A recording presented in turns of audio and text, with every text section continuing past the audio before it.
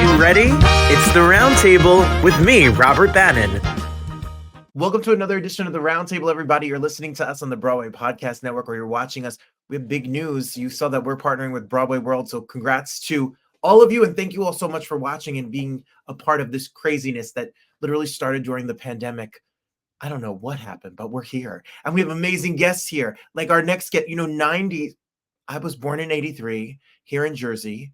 I think Jersey reps the California dreams all these years. I think we all rep all 90s nostalgia, but what you don't know about our next guest is he has written music and recorded music and worked on music with incredible icons in the music business, has been a writer, has been a professor about music, and has a brand new album out that you need to stream wherever music is heard, wherever you listen to your music. Make sure you get it. Brentley Gore, welcome to the show. Yeah, thank you for having me, Robert. Glad to be here. I was listening to the album this morning. I was listening to it last week. I've been trying to listen. Your style is fun and funky, and it's country and it's pop and it's a little. How do you describe your music? I'm a Beatle boy at the beginning of the day.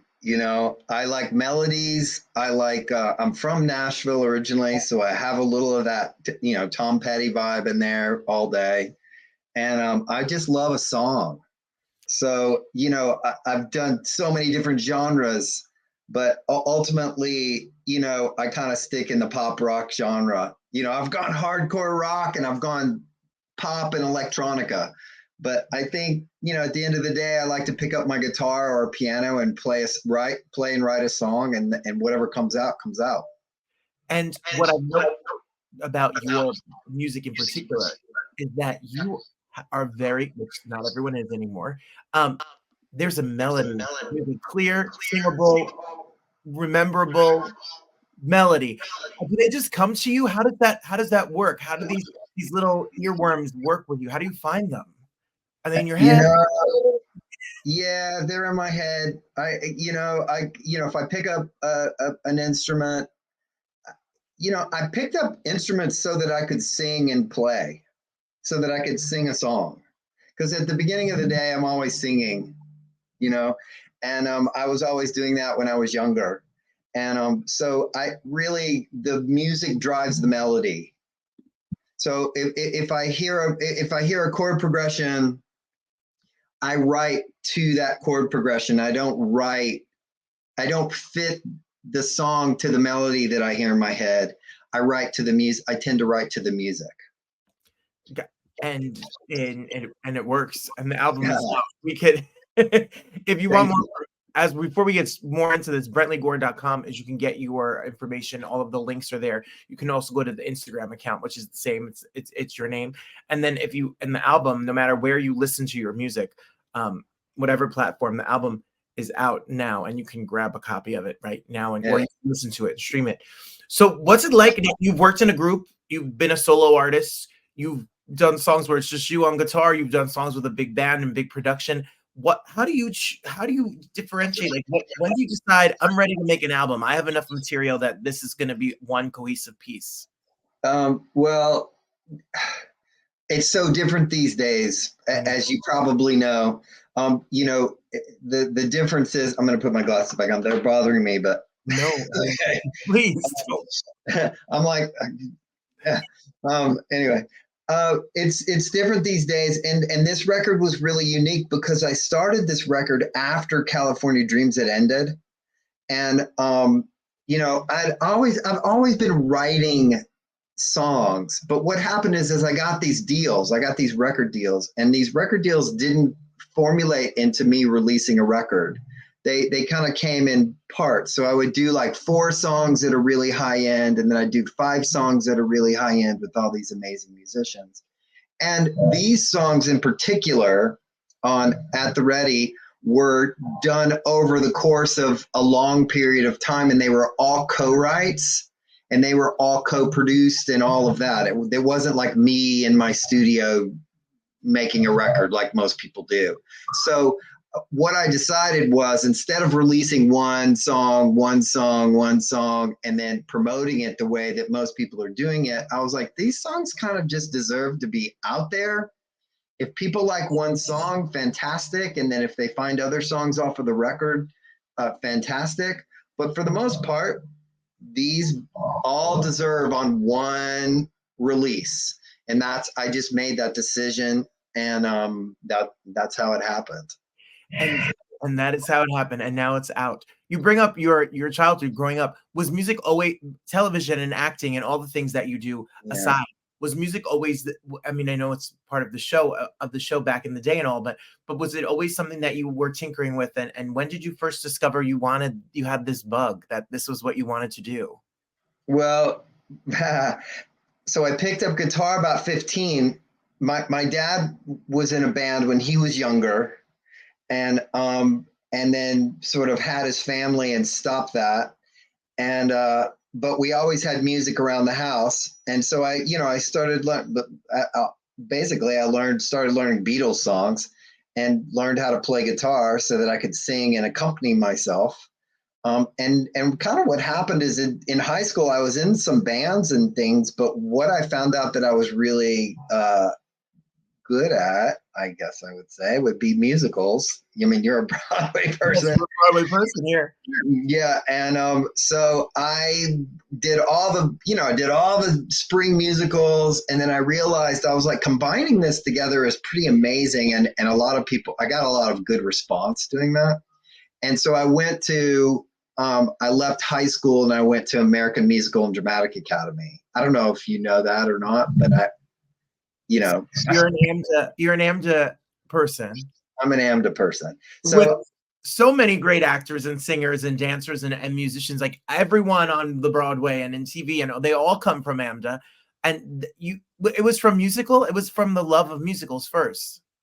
It really was. I mean, I'm really, I missed a bit of a calling there. I probably should have done more of that, but I left AMDA and I went to LA, and I got California Dreams within a year, which was the perfect combination of music. I know it was probably my dad's like, I think this was a little bit too short for you. You needed to struggle a little more. I was like, no, it was great. It was like a year. I was like, oh my God, I'm not getting anything in a year's time, But the combination of the two, when I left New York, I decided that what I wanted to do was separate the two. I really wanted to focus on the acting and then focus on the songwriting. And it was a little more presentational. It wasn't until later that I really appreciate the musical for what it was. I was busy wanting to be Johnny Depp or something. You know what I mean? Like trying to be cool. But really, in my psyche and in my whole being, I think I have a lot of musical theater feel, which is what helps me my versatility as a songwriter as well. Because, we come from all different aspects in musical theater, Well, it's not too late. Come on, come to we're ready. New York's ready for you. I know, right? I'm ready. I did a rock opera 2 years ago in LA, and boy, that was fantastic because it was like a killer band. It was a killer story. It was, and I had just the blast. It's just like you're combining everything. I'm a triple threat, but I'm not a great dancer. I'm just like, I'm no Justin Timberlake. That's okay. You don't have to be. You sing and you act so that's all you need to do. You brought up. I can do that, and I move well. And you move well. So you brought up California Dreams and this cast for the past few years, especially. There's been such a renaissance of nostalgia. I guess we're getting older, Brentley. We are. And we look back to the 90s and the 2000s and we say, oh my God, it's 30 years, 25 years, 20. How was it this, reuniting with the cast, doing concerts again, meeting the fans that have been waiting to meet you all? How has that been over the past few years for you? It's really been heartfelt and really lovely. The reason why is because you spend so much of your, it happens in such a whirlwind, and then you're caught up in it, and then it's all Hollywood.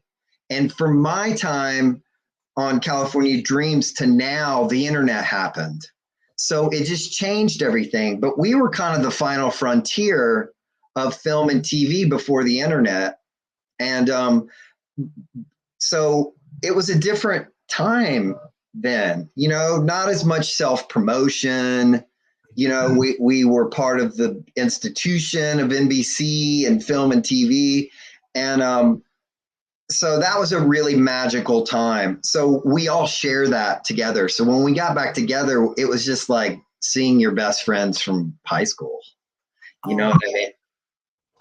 I love it. And I know so many people, when we were talking about it here on the show, had reached out and had said how much the show means to them and how excited they were to see you all together. And then you all are creatives and artists in your own way, and everybody is doing their own thing. You talked about musical theater and the groups that you work with and the people that you've worked with and all. But many of the songs on your album, Don Red Cloud Smith, who worked on your album, is a pretty famous theater actor, a pretty legendary musical theater. I mean, the Fantastics, etc. What was it like to work? What was his job on your project, and what was it like to work with him? Well, Don. So what happened is when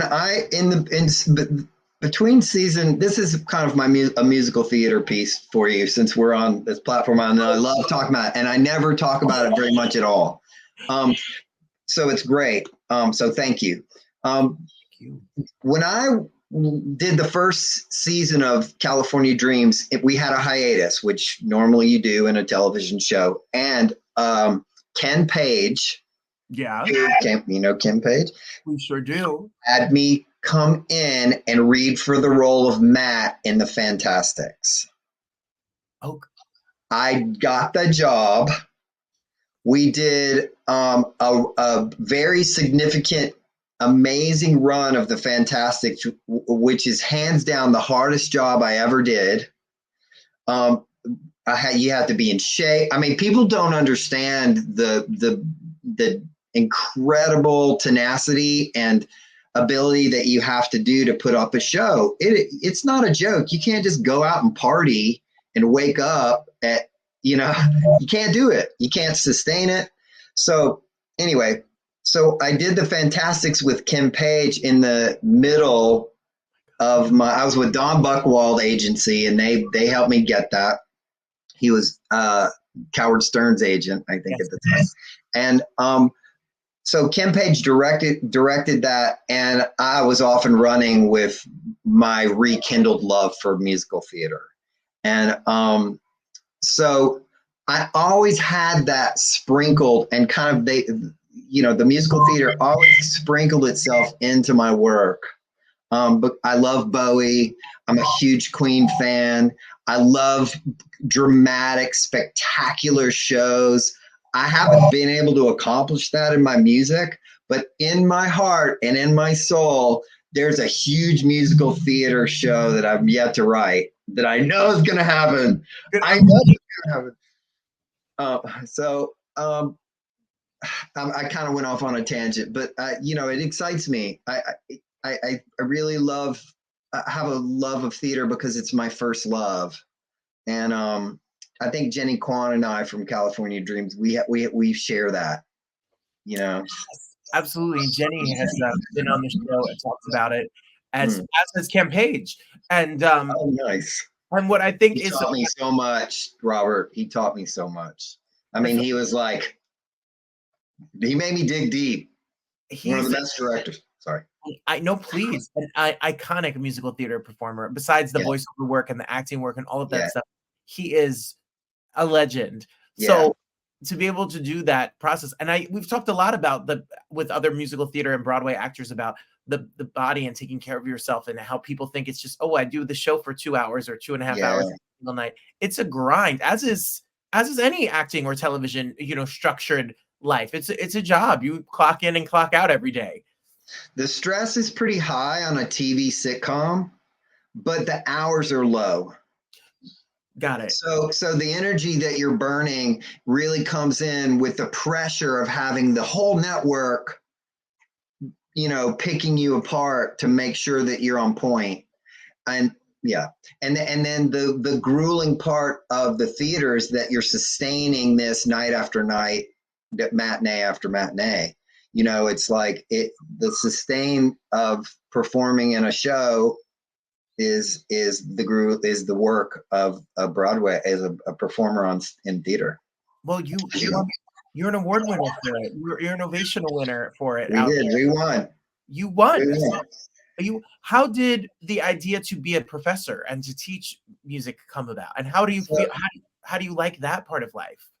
So Michael Sarter, who, bless him, rest in peace, called me and contacted me, and he wanted me to. He knew I've been writing song after song after song. He said, "Please come to LA AMDA and teach. Would you be willing to teach a pop writing performance songwriting class at AMDA?" And I said, I would be so honored. Um, Definitely one of the best shows I ever had. I would have continued that, but I had more work that came up that I had to do. So I only did that for a semester. I would love to go back and revisit that, if at all possible. Probably when, now I'm in Nashville, so it's like there's no AMD here, but it was a blast. It was so much fun. And it just being able to give back like that, people say that all the time. They're like, you're giving them back. You got to give back.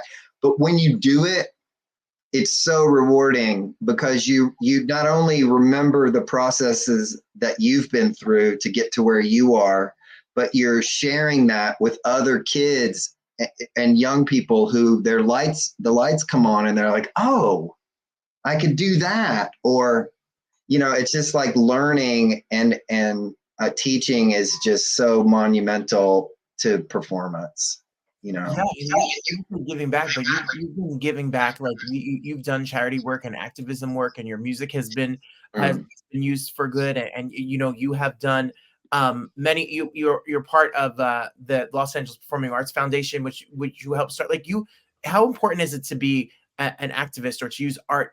It's not just you're not. Brentley, you're not going to make millions of dollars streaming music anymore. The system has changed. The finances of music have changed. You make it to give it away literally for free. Yeah. How important of it is it to tie those things together? The giving back with sharing the art. Well, art saved my life. For many of the artists and performance, I mean, it literally gave me a platform and a reason to wake up, and because I just feel so at home on stage. I just feel at peace. I'm like, it just has always been that way. Since I was in Johnny Appleseed in the first grade, I remember. I played the angel, and I was like, I remember asking my teacher, I was like, why aren't I Johnny Appleseed? And she said, you're the most significant part. You're the angel. And I was like, oh, it's like doing Will Parker in Oklahoma. I was like, well, why wasn't I, they're like, Will Parker's an amazing role. It's the better role. It's going to do, Robert Downey Jr. played Will Parker. And so, I don't know, to talk about musical theater and performance and giving back is it's just changed. It's changed me in my life, and it really has defined my life. And like you said, you're not going to make a living streaming your music. I do it. I would do it regardless, and I am doing it regardless. So finding ways to cultivate and craft and make money is always the challenge for us. But my most definitive, important role as an artist is to sustain it and to give it away, because we need it. We as a people and a humanity need it. It's always been there, and it always will be. No matter what people say, no matter if you cut funding for schools, people need music, people need performance, and we have to laugh. We have to laugh. And when it's time to get serious and do an important piece, that's important to present too. So it's just the full spectrum for me of advancing consciousness. That's someone taught me that a long time ago. Any project that advances our consciousness to be able to understand us as a people more us as a community more is going to push forward what needs to be learned. And we're always going to have that opportunity to do that. And it's not just about making money. Yes, I completely understand. I get it. I have my own music out that, I can get my check for $3.13. I think that was maybe my last residual check. Like, it's like, some of them are cents. You know what I mean? And I'm like, there used to be this bar in LA called Residuals. And if you took a check in there I never went there because I don't drink anymore. But if you took a check in there and gave them like a 60-cent check, they'd give you any drink you want. It's called. That's the cutest LA story you could possibly hear.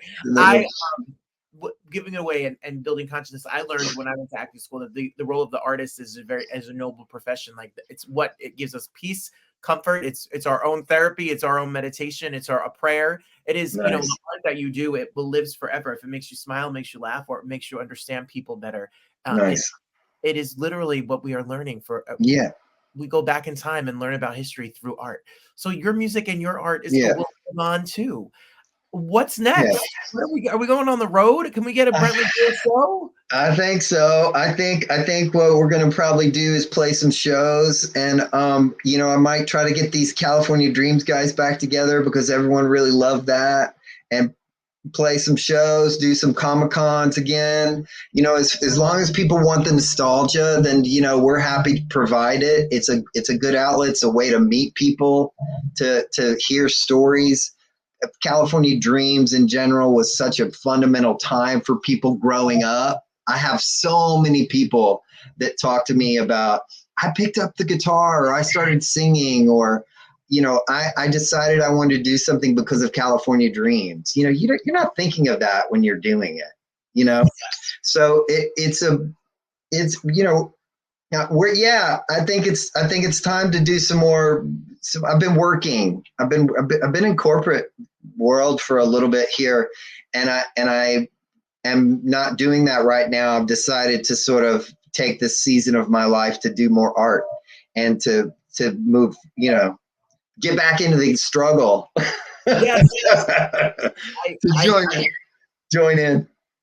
I hear you. I had a conversation. I don't mean to take more of your time, but I had a conversation with my mother. Called me the other day, and I said to her, I'm a school teacher, and nice. All the years that I've been a school teacher, but because I was scared to be an artist, or I thought I was going to make a living as an artist, or I needed consistency as an artist. When you have that bug, it will chase you the rest of your life, no matter how. It won't go away. It doesn't go away. It pulls us back in. And you can try to quit. Trust me, myself included. I've tried to force myself to quit, and it doesn't. You can't. No, you can't. It's like Hotel California. You can say you never leave. You can never leave. So we're just gonna accept that, and we're just gonna make more art. So the album is out now. You can stream it, like we said, wherever it is. At the ready, listen to it, stream it away. Go to BrentleyGore.com to find out more information. We got to say you're going to be, where you're going to be, how we can hear the music, how we can see more of your stuff, and go to Instagram and follow as well. And you, like I said in the beginning, keep writing those melodies. We need melodies like the ones it's stuck in your head. The album sounds beautiful, and we're here for it. So congratulations. Thank you. And when it's time for me to come there and do a show, call me. I'm ready to go. Let's go. Jersey, New York. We're going to stand up. We're coming out. I'm ready to get back out there. Come on. Thank you so much for being here. It's an honor. Thank you, Robert. Back at you. Take care. I'll see you on socials and talk to you next time. We'll talk to you next time.